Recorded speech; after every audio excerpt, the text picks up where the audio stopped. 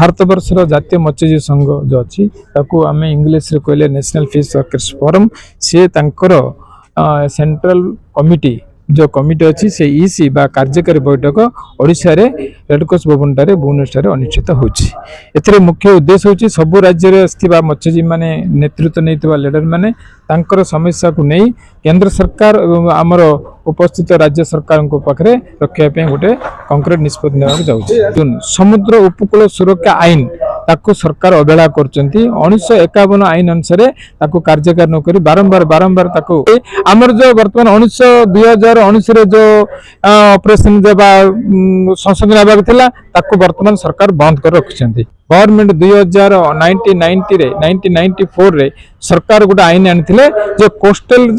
जो फॉरेस्ट अछि सेटा उपकूल अंचल थिबा जो कम्युनिटी जो फिशर कम्युनिटी हो एनी कम्युनिटी जो अछि तांको को परिचालन करिया पे दायित्व दियाइथिला वर्तमान सीधा सारा संपूर्ण सरकार करनांते नेशनल फिश वर्कर्स फोरम रो एग्जीक्यूटिव बॉडी मीटिंग ओडिशा रे होउची एवं ए जो ओडिशा रे जो एग्जीक्यूटिव बॉडी मीटिंग चली छी ये मीटिंग रे ओडिशा रो जो दुर्दशा अच्छी एवं सर्वभारतीय स्तर रे जो असुविधा अच्छी मत्स्यजीवी मानकर से संक्रांत रे आमर विस्तृत भाव रे आलोचना चली ये आलोचना सरला पर जो निर्यास बाहर से निर्यास को केंद्र सरकार एवं आवश्यक पड़े राज्य सरकार को जन दिज्व कहीं ना बर्तमान मत्स्यजीवी माने बहुत असुविधार सम्मुखीन रे गति कर असुविधा को दूरीकरण करने आमको एक मिलित भाव में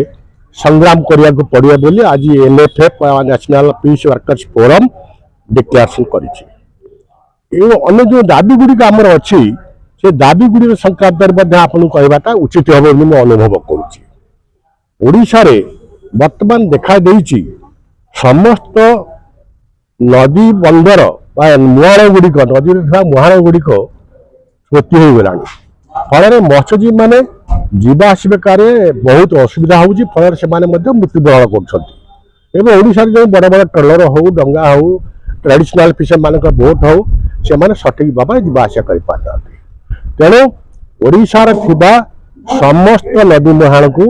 खोलिया जावाई आम राज्य सरकार एवं केंद्र सरकार को अनुरोध करुଛୁ। द्वितीय कारण है ओडिशा रे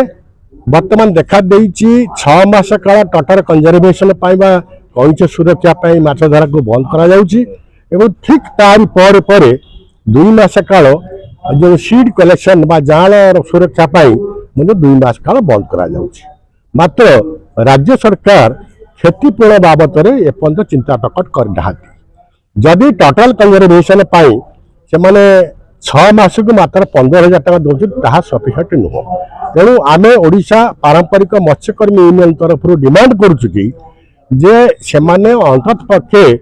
5,000 टका यदि मासक दियंती ताले 6 मास को 30,000 टका सहायता राशि दियंतु एवं जो 2 मास काल